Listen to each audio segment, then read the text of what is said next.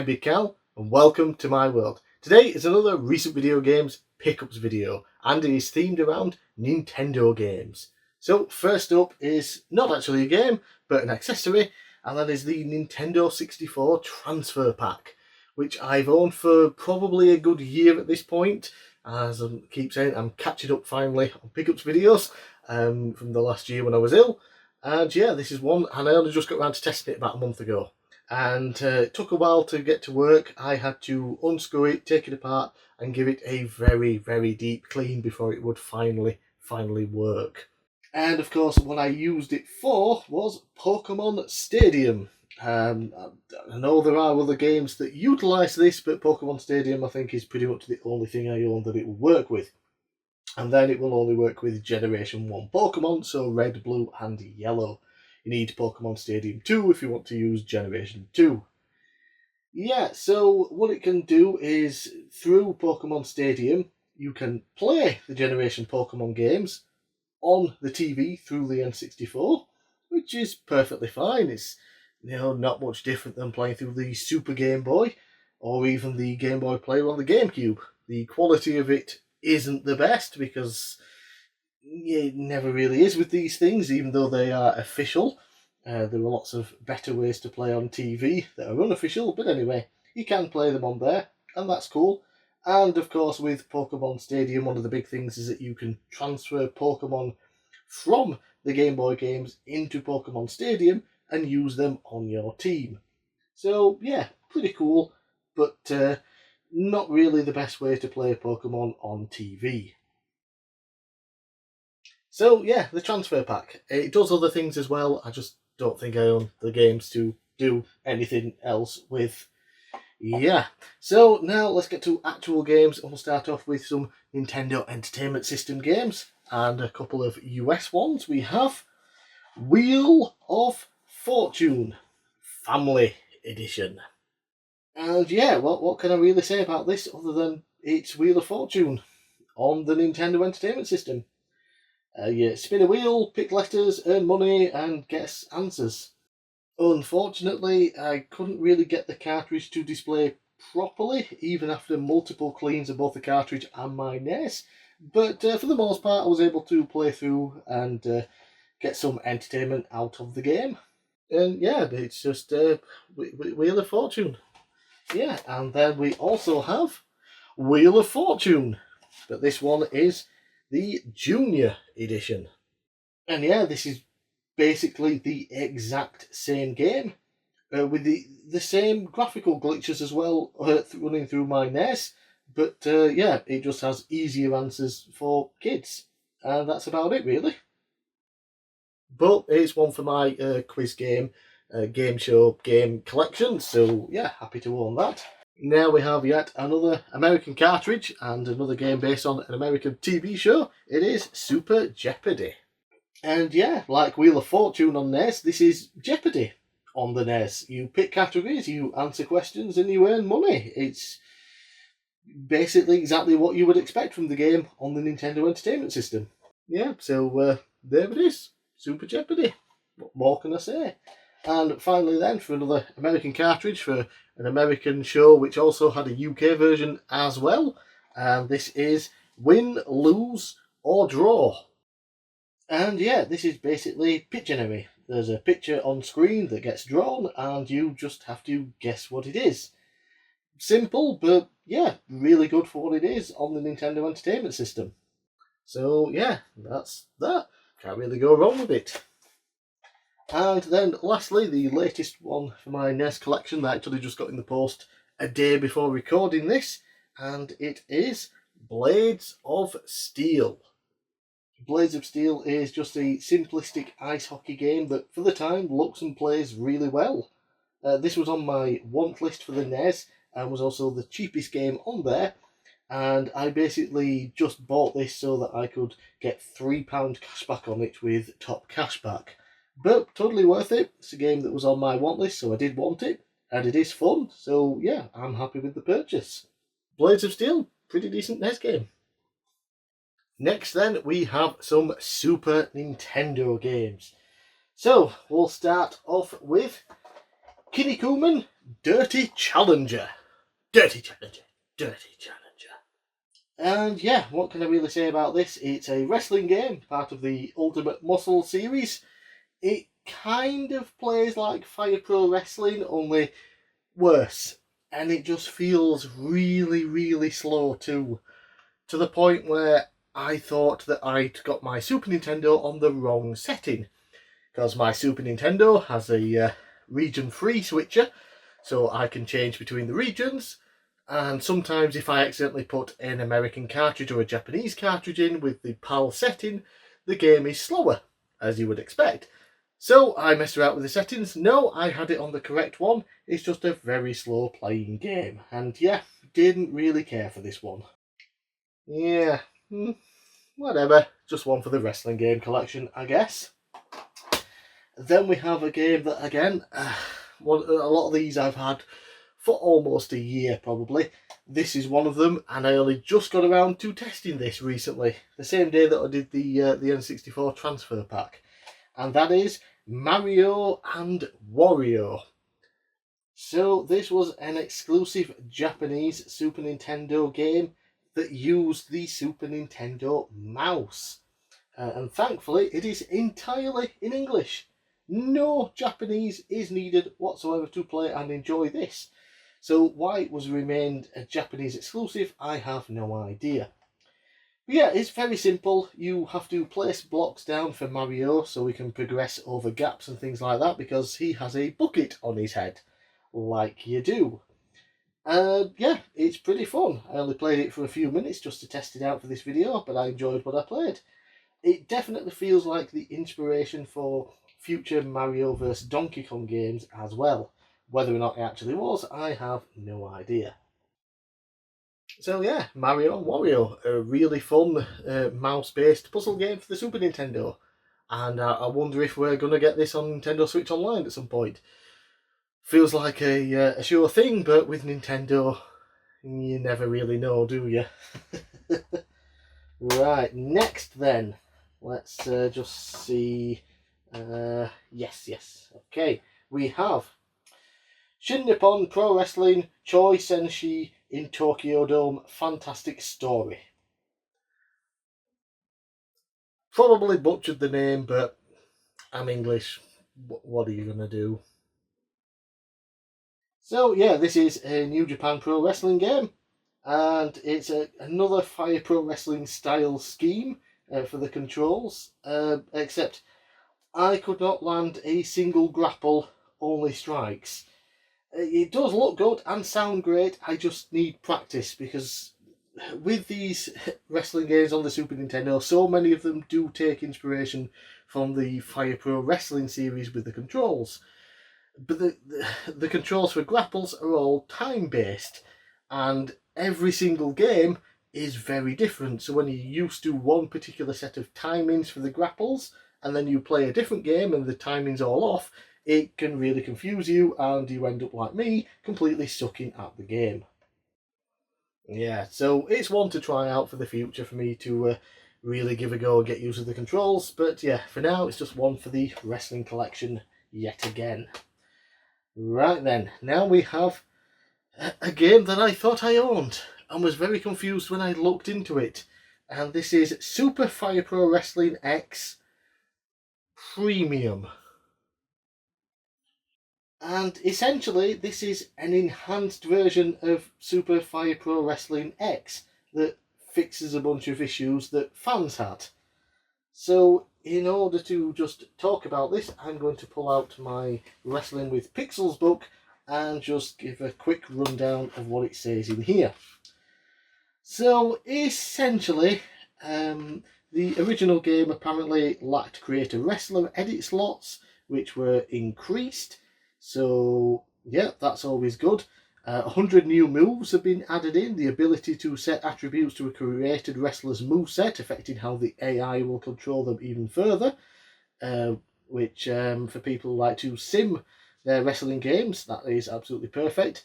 And there are now over 150 wrestlers designed to the likeness of actual wrestlers, with some new gameplay balance as well. And then apparently There was also some online functionality with the X-Band service, but yeah, have no real information on what the X-Band service is because it never came out over here, and I just didn't bother Googling it because I didn't really need to know about it for this video. So yeah, it definitely seems to fix all the issues that fans had with Super Fire Pro Wrestling X, but having to buy an entirely new game, bit crappy. But then again, I don't know the price of it, if they sold it on the cheap, or if you had to maybe prove that you owned the original and get a discount. I don't really know. It's really weird, and this is something that obviously these days would usually be sorted with a patch. So yeah, that is Super Fire Pro Wrestling X Premium. Essentially a game patch on a cartridge. So yeah, kind of odd, but one that I needed for the wrestling collection and for my Fire Pro Wrestling collection on the Super Nintendo. I think maybe finally I own them all. I don't know. There's just so many wrestling games on the Super Nintendo. I've been collecting them for years, and I've still had more to show off here. Anyway, last then for the Super Nintendo is a bootleg cartridge, because this game did not come out in PAL regions, and it is the Ignition Factor. And basically in this game you play as a fireman, and you select equipment based on the stage specifics, such as in the stage that I played, there was mention of some of the fires being a result of chemicals, and so you would have to make sure that you had the chemical fire extinguisher on you so that you could extinguish those particular flames. So yeah, and then instead of just going in like a lot of fireman type games, instead of just going in and clearing them of the fires actually grow back. I don't think there is a way of permanently clearing them. Instead, this is all about exploring the buildings that you're in and rescuing all of the people. And it does seem like a really fun game from what I did play of it, although I got stuck at one point. I couldn't find this one particular person I was supposed to rescue. Then, when I checked over my gameplay footage after I played it to make sure everything was fine, I realised there was a second floor that I never explored. So, yeah. Just me being stupid, apparently. So that is the Ignition Factor. And yeah, I was happy to buy bootleg. I knew it was bootleg. I knew it didn't come out in PAL regions. And I got it for a tenner, which is considerably cheaper than what you usually pay for the game on eBay and things like that. So I was happy with it. It plays fine, runs fine, and yeah, it seems like a pretty good game. So give it a try, maybe. Right then, let's move over to the Game Boy Advance. So we have just the one Game Boy Advance game, and that is from Limited Run Games, unfortunately. Shantae Advance Risky Revolution. So this game was originally being developed for the Game Boy Advance, 20 odd years ago, and it never got finished. So it has now been finished, and Limited Run Games was in charge of getting this cartridge out to the world, like they did with the original Shantae when they did a re-release of the original Game Boy Color game, which costs a fortune if you want to buy the original. Buying a newer one from Limited Run was much cheaper, and there is nothing wrong with it. It is perfectly fine. Sadly, Limited Run Game really cheaped out with this, and the people that they paid to produce the carts used a bunch of old, very dirty chips while still charging premium prices. Now, from what I understand, this will not damage your system when you play it, so there's no worries of that. However, I have read reports that maybe game saves could die or just get deleted and you'll keep having to resave and things like that. But I don't think that the dirty chips or anything will damage your Game Boy Advance or the Game Boy Player and things like that. The issue is they were using old dirty chips, didn't tell anyone, and charged as if they were using brand new expensive chips. So we paid a premium price for a shoddy product. Yeah, so that's Shantae Advance, unfortunately. It seems like a really good game. It's Shantae. If you've played any of the games, you'll know exactly what this is like. Yeah, it's disappointing when Limited Run keep doing things like this. They keep making these mistakes and claiming ignorance over them, and they'll be like, "Oh, it's okay, we'll do better next time," and then they fuck up again and just say the same thing. With modern releases, things are fine. I've never had an issue. It always seems to be the retro stuff that they have issues with. So yeah, bit of a problem there. Yeah, so aside from it being dirty on the inside, it does play perfectly fine. I just wish, they'd been upfront about it before. Said, hey, we're going to use old recycled parts. Maybe we'll knock the price off by a little bit because we're paying bugger all for it. But no, they still charge the premium price and feigned ignorance until people all got them and opened them up and saw what a complete mess they were. So yeah, I had another game on pre-order that I cancelled because an old retro game and I just can't trust them anymore. And unfortunately, I do have another Game Boy Advance game coming from Limited Run, which I wasn't able to cancel in time. And it's just like, fine, it's already been paid for. Just send it out when it's ready, and we'll see what it's like. But yeah, I'm just trying to stick to modern releases from them. And even then now, I'm trying to source the games from other places. As a lot of the time now, Limited Run games end up being released elsewhere after the fact. So yeah, I'd rather just get them from somewhere else. So yeah, a bit of a shame because yeah, Shantae game's really good. But Limited Run just kind of kill excitement and enthusiasm for things when they keep doing stupid things. Anyway, let's move on now to some Nintendo DS games, starting with Are You Smarter Than a 10-Year-Old? I should fucking hope so. Yeah, so this is based on a TV show that I've never actually seen, and I do own a game, a more modern release, I think, maybe on the Switch. I think it's on the Switch, and it's actually pretty fun.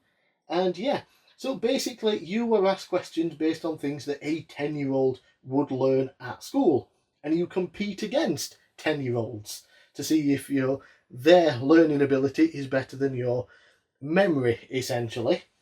And yeah, lots of basic general knowledge questions, along with reinforcing the fact that a lot of the things you were taught in school are utterly pointless and you don't need to know.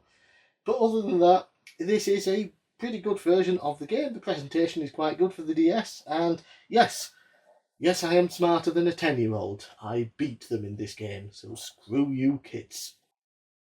Yep, so another one for my quiz game collection, and yeah, it's pretty fun. But now for one that isn't fun.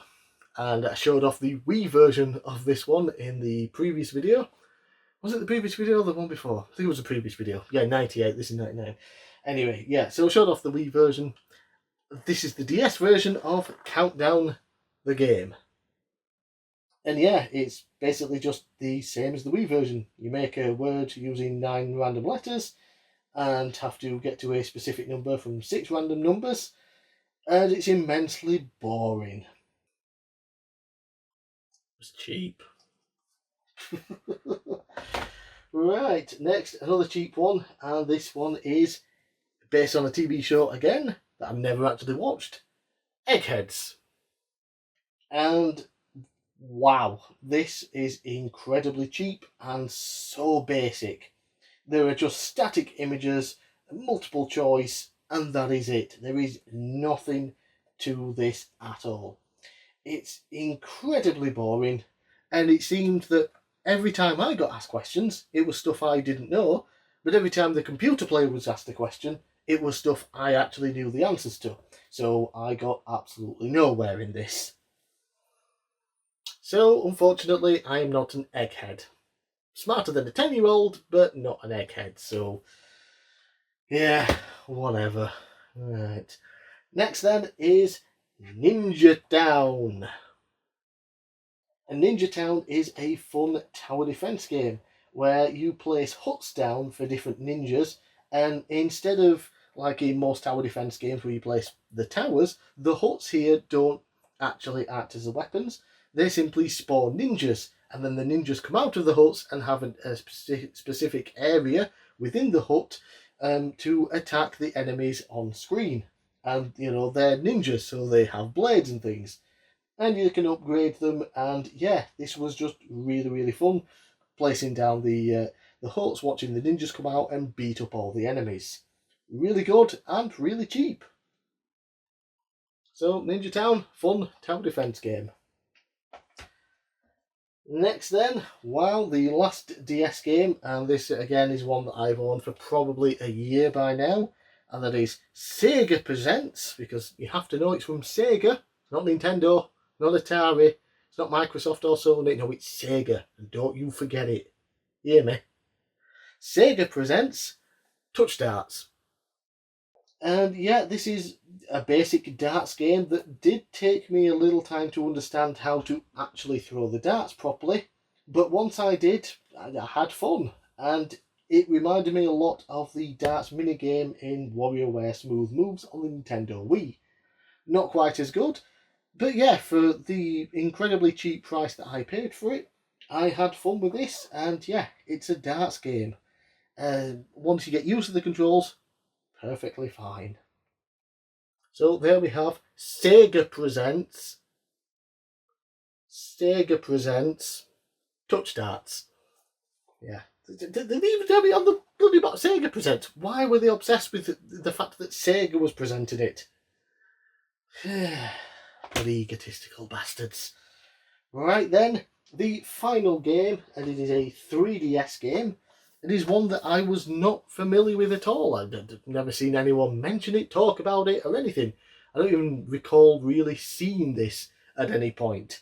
And it is Dual Pen Sports. And yes, comes with 2 pens for you to use on the 3DS. So this is essentially the Wii Sports of the 3DS. Sort of. The game just doesn't use the touchscreen. Nah, that's boring. Instead, it uses it twice. 2 styluses. Featuring 7 sports: baseball, boxing, football, archery, basketball, skiing and paragliding.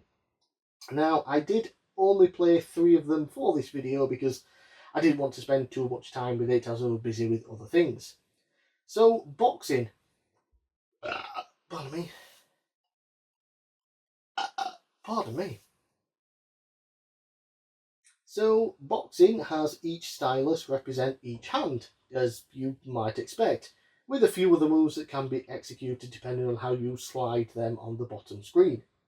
It is very similar to Wii Sports Boxing, but a little bit more accurate. And it's fun stuff. Then I played archery, with 1 stylus being used to load the arrow into the bow and the other to aim and fire. This really took some getting used to, as it seemed to randomly aim away instead of firing a lot of the time. Definitely prefer the Wii Sports Resort version of archery. Lastly then, for this video, I tried baseball, which was weird. So the left stylus is used to wind up the bat, and then the right is used to swing. To me, you just didn't need to use 2 styluses for this. They just forced it in for the gimmick. Eventually, I did get into the swing of things, pun intended, but it's not as fun as the Wii Sports version for me personally. But yeah, dual pen sports seems like a pretty fun sports gimmicky game for the 3DS, kind of its Wii Sports, as I mentioned. Yeah, I'm definitely going to try out some of the other games to see what it's like, but some stuff was good, some stuff was and some stuff was alright from what I played. And yeah, so if you haven't heard of this or seen it before, give it a go. It's incredibly cheap. I think I paid $2.50 for this. $2.50. There are sites that sell like a pack of 3 stylus pens for more than that, and you get 2 included in this with the game. What's stopping you? Yeah, so those are all of my Nintendo pickups for this video. I'm Big Cal. Thanks for watching. Let me know down in the comments below what you thought of my pickups. Let me know what Nintendo pickups you bought recently. And I'll see you again for the 100th pickups video next time.